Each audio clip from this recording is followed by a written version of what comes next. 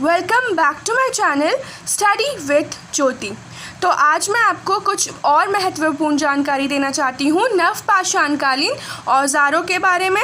और आज हमारा नवपाषाणकालीन का टॉपिक यहीं आज ख़त्म हो जाएगा इस वीडियो में। उसके बाद हम ताम्रपाषाण युग में चले जाएंगे। तो चलिए शुरू करते हैं। ये कुल्हाड़ियाँ मतलब जो कुल्हाड़ियाँ पाई गई थी नवपाषाणकालीन में देश के पहाड़ी क्षेत्रों के अनेक भागों में ये पाई गई थी और इस युग के निवासियों द्वारा व्यवहारित की गई थी। और कुल्हाड़ी के आधार पर हम उनकी बस्तियों के 3 महत्वपूर्ण क्षेत्र देख सकते हैं। अब इन कुल्हाड़ियों के मदद से हम क्या कर सकते हैं कि उनकी जो बस्तियां बनी हुई थी उनके 3 महत्वपूर्ण क्षेत्र हम देख सकते हैं। कौन कौन से? उत्तर पश्चिमी, उत्तर पूर्वी और दक्षिणी। उत्तर पश्चिम समूह के औजारों में वक्रधार की तिकोनी कुल्हाड़ियाँ शामिल है। अब हमें उत्तर पश्चिम समूह से क्या मिलती है? वक्रधार की तिकोनी कुल्हाड़ियाँ हमें मिलती हैं। उत्तर पूर्वी समूह से हमें कुल्हाड़ियाँ पॉलिशदार पत्थर की मिली हैं। और दक्षिणी समूह की कुल्हाड़ियाँ हमें बगले मतलब उनकी जो बगलें थीं कुल्हाड़ियों की वो अंडाकार थी और नुकीला होती थी। तो हमारा ये नवपाषाणकालीन औजार यहीं पे समाप्त होता है। अब हम आगे देखेंगे नवपाषाणकालीन संस्कृति के अधिवासन मतलब वो कहाँ रहते थे, उनका घर। नवपाषाण काल में गृह निर्माण मतलब अधिवासन कला का विकास हुआ। अब नवपाषाण काल में क्या होता है कि गृह निर्माण किया जाता है और इसका विकास होता है। यद्यपि इस कला का उदय पूर्ववर्ती मध्य पाषाण काल में हो चुका था, लेकिन ये भी कहा गया है कि इसका जो मतलब कला का जो उदय था वो मध्य पाषाण काल में भी थोड़ा बहुत हो चुका था, लेकिन पूर्णतः नवपाषाणकालीन में हम उनके अधिवासन के बारे में और जानकारी प्राप्त कर सकते हैं। मानव निर्मित सर्वप्रथम गृह कदाचित पशु चर्म का तंबू रहा होगा। तो सर्वप्रथम ये अनुमान लगाया गया है कि पशु चर्म का जो तंबू था वो रहा होगा। और कश्मीरी मानव जमीन के अंदर वृत्ताकार अथवा अंडाकार गड्ढा खोदकर एवं उसके ऊपर छत डालकर उसी में रहते थे।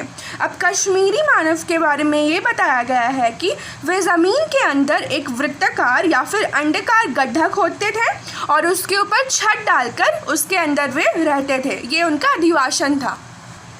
गड्ढा खोदकर एवं उसके ऊपर छत डालकर उसमें वे रहते थे। चिरांद और दक्षिणी भारत का मानव भूसी एवं मिश्रित मिट्टी की गोलाकार दीवार बनाकर उसके अंदर रहने लगा था। तो कई ऐसे मानव थे जो चिरांद और दक्षिणी भारत में हमें साक्ष्य मिले हैं। उससे हमें ये पता चलता है कि मानव भूसी एवं मिश्रित मिट्टी की एक गोलाकार दीवार बनाकर अंदर रहने लगा था। और जिसके जो छत था उस दीवार का उसे घास फूस और मिट्टी की सहायता से बनाई जाती थी उस काल में। नवपाषाण काल में ही मानव के स्थायी रूप से बस्ती या समुदाय में रहने के प्रमाण मिलते हैं। अब हमें नवपाषाण काल से ही ये पता चलता है कि मानव स्थायी रूप से बस गया था। उसने एक बस्ती या समुदाय में रहने का उसका प्रमाण मिल चुका था नवपाषाणिक काल में। नवपाषाणिक स्थल गुफराल एवं बुर्जहोम मतलब जम्मू एवं कश्मीर से गर्तावास का साक्ष्य मिला है। अब हमें गुफराल और बुर्जहोम से हमें क्या मिलता है? गर्तावास का साक्ष्य मिला है। बुर्जहोम से मानव के साथ कुत्ते को दफनाने का साक्ष्य मिला है। अब बुर्जहोम से हमें क्या मिला है? हमें कुत्ते को दफनाने मतलब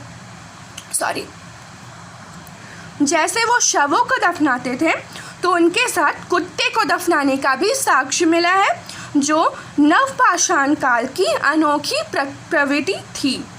अब हम आगे देखेंगे नवपाषाणिक संस्कृति में विनिमय के साधन। अब विनिमय मतलब वो लेन देन जो होता है उस काल में नवपाषाणिक काल में ये प्रचलन था। तो चलिए देखते हैं। विनिमय का साधन वस्तुओं को आपस में आवश्यकता अनुसार बदलने की पद्धति को हम क्या कहते हैं?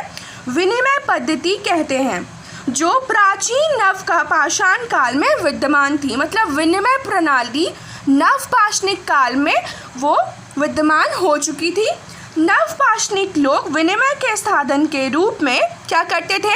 गेहूँ, धान, जौ, रागी, कुल्थी एवं अन्य वस्तुओं को अपनाते थे। वे उसका विनिमय करते थे, लेन देन आपस में बदलते थे। ठीक है, अब हम आगे देखते हैं। मुद्रा के आविष्कार से पहले विनिमय पद्धति का ही प्रचलन था। मतलब मुद्रा आने के पहले, मुद्रा का जो प्रचलन शुरू हुआ उससे पहले विनिमय पद्धति का ही प्रचलन था। तो ये हमारा नवपाषाण कालीन यहीं पे समाप्त होता है।